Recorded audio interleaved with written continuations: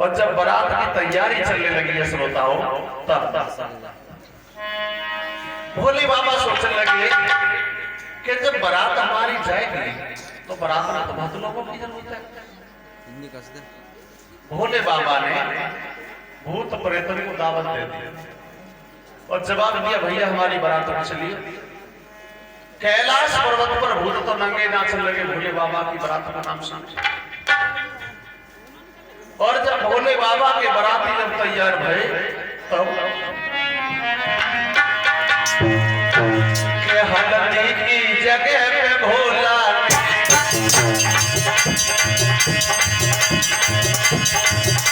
और भोला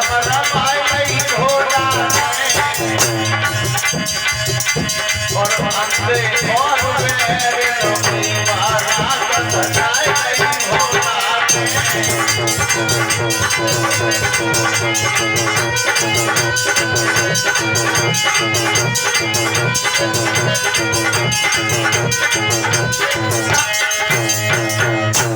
भोले बाबा ने पूरे शरीर पर हल्दी की जगह पे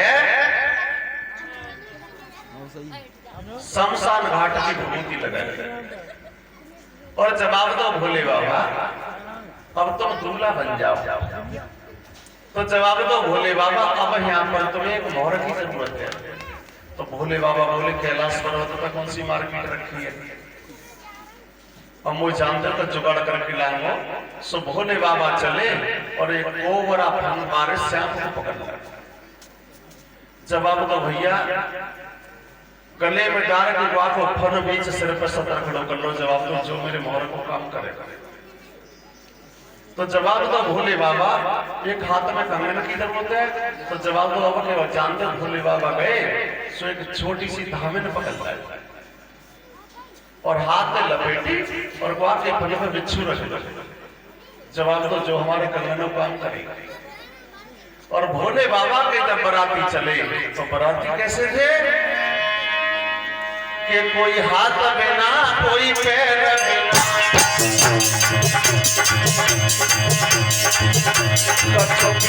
हाथ पैर कोई नाक बिना कोई कान बिना साहू के लटक रही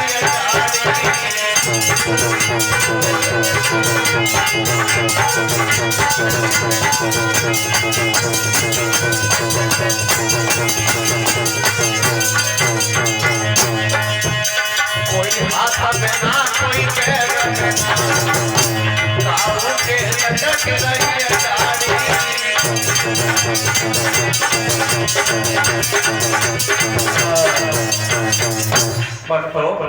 व्यास के पुत्र श्री सुखदेव जी ने कहा कि हे राजन परीक्षित जैसे तैयारी होने लगी है श्रोताओं, भूत प्रेत और सभी देवी देवता भोले बाबा की शादी में चलने के लिए तैयार किया। और जब तैयार हुए तो भोले बाबा नंदी के ऊपर सवार होकर के चले और जब जा रहे थे भोले बाबा तब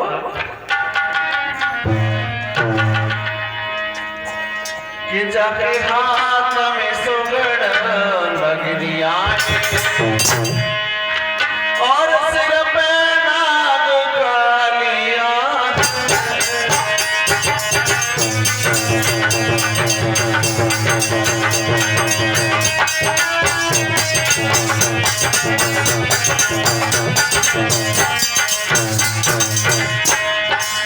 आज भोले बाबा जो कलश वाली हमारी बहनें हैं वो सब हैं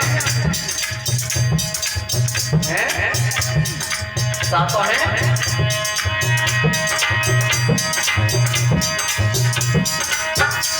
जाके हाथ में सुगड़ लगनिया और सिर पे नाग कालिया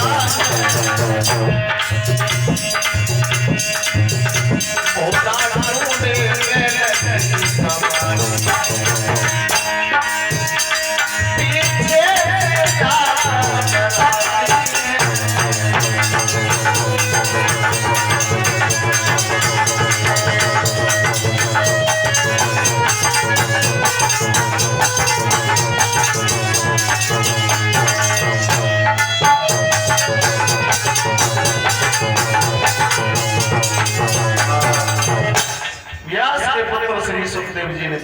हे राजन परीक्षित, आज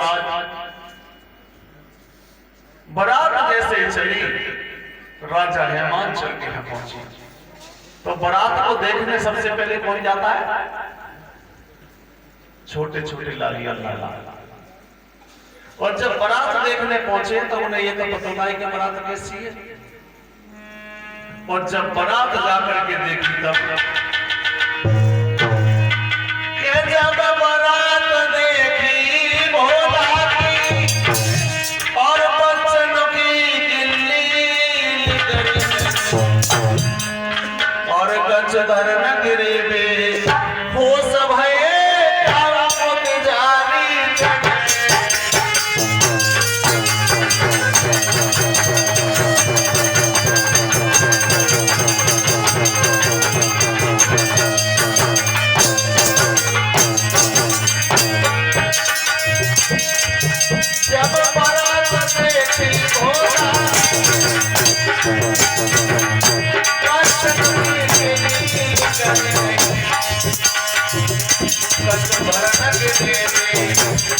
वो सब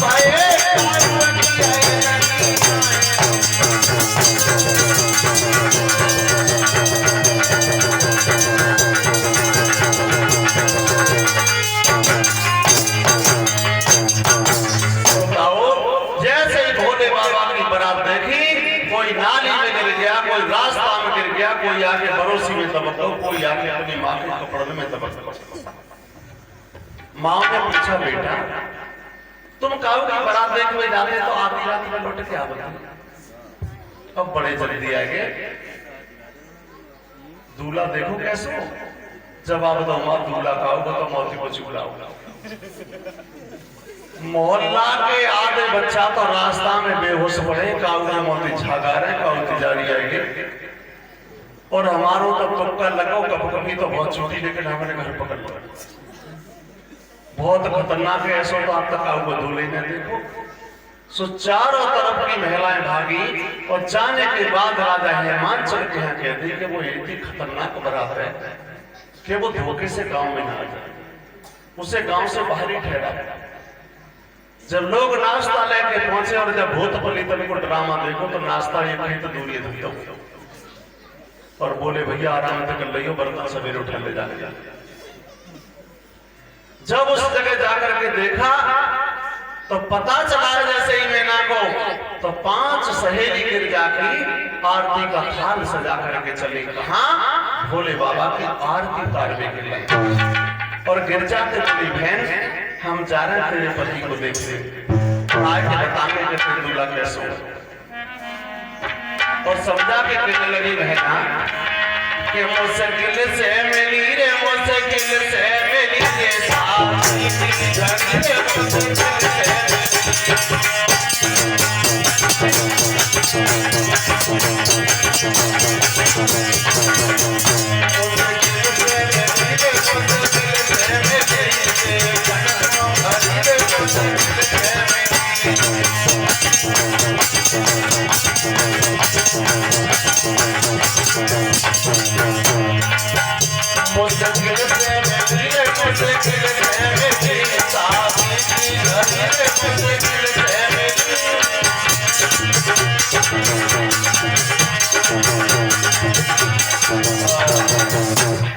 जैसे ही 5 सहेली चली भोले बाबा की आरती उतारने, और जब जन्माष्टमी में पहुंची और जैसे ही भोले बाबा को रूप देखो,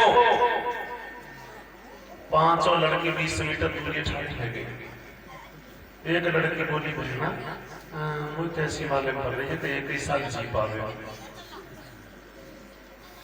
दूसरी बोली, बहना 1 साल पना 2 साल पकाट गए। तीसरी बोली, बहना बात जीना है, बात तो सिगरी जी है कि सवेरे शादी है कि गिरजा तो ऐसे ही चली जाए। और बाने गाँव जाए, हाथ पैर दाबने की कोशिश करी और ऊपर वारे नाग ने ज्यादा फुसकार मारी, ताई ने समझ लो भेगो गया। चौथी बोली, बहना बेमतलब की बात मत करो, ये पले तुम श्याम पाए ये रिश्तेदार में तो थोड़ा बोलते। 5वीं लड़की बोली, बहना वो साफ बनते होटल लगे। तो एक लड़की जो ज्यादा हटी थी वो हाथ में थाली लेके और भोले बाबा की आरती उतारने लगी। और जैसे ही आरती उतारी तैसे ही और धीरे धीरे आरती बन जाए है ना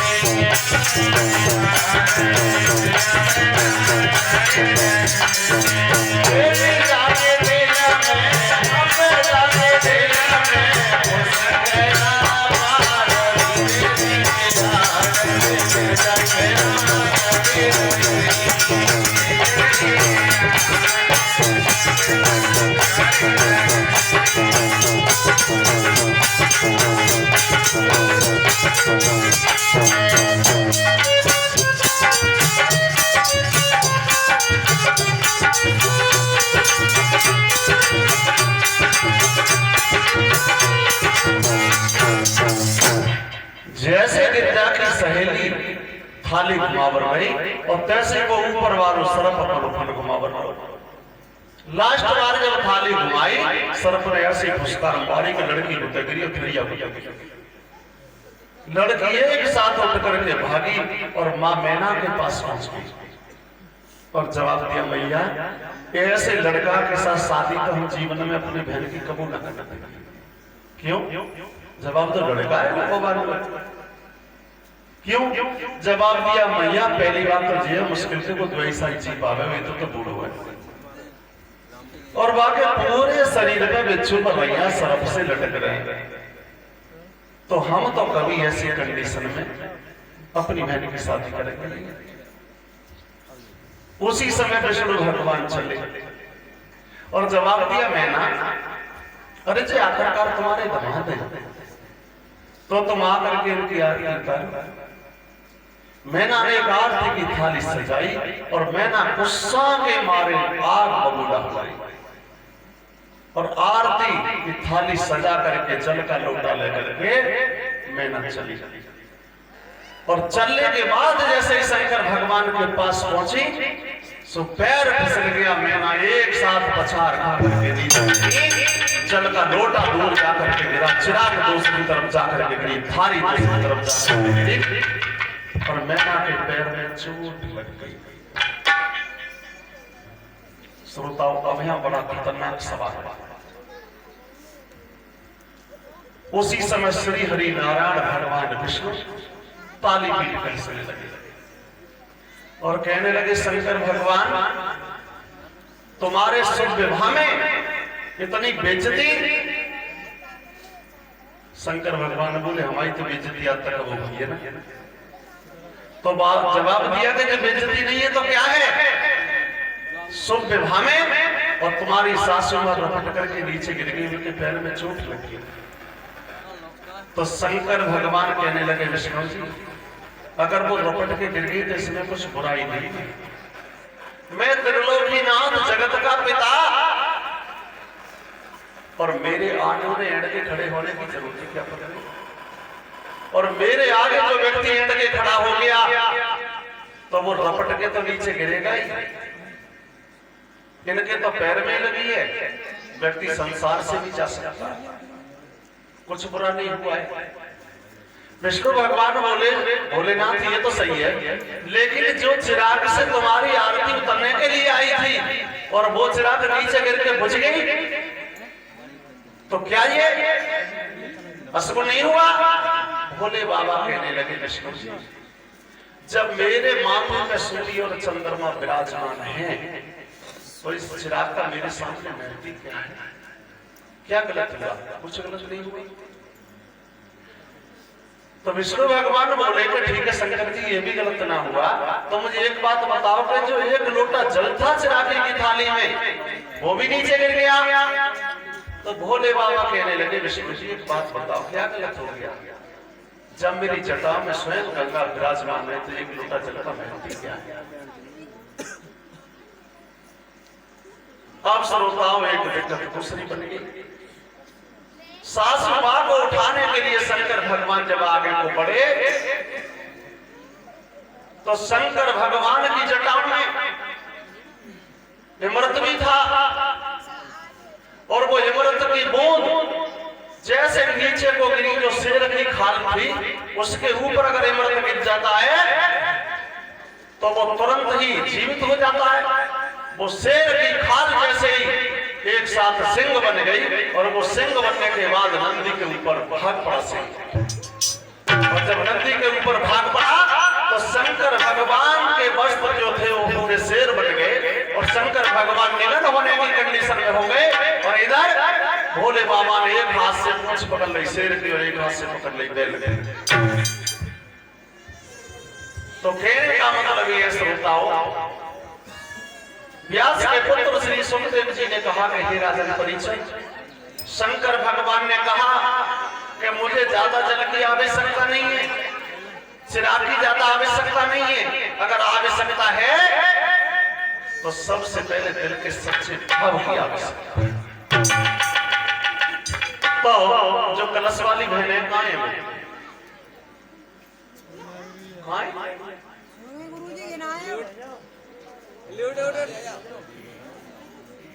सातों सातों क्या है यहाँ पर? तो अकेली है यही एक है। तो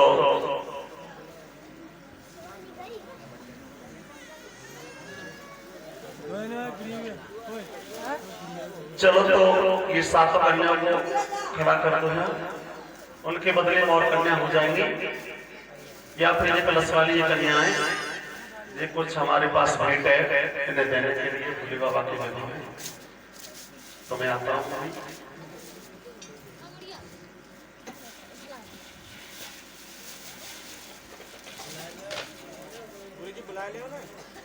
हाँ बुला लो। और अच्छा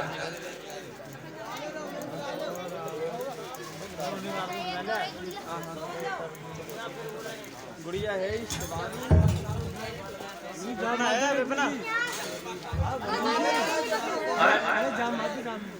कलश वाली भैया अगर मेरी आवाज सुन रही हो तो कलश स्थल में आने की कृपा करें, कथा पांडल में आने की कृपा करें। कलश वाली बहनें अच्छा लड्डू कटोरी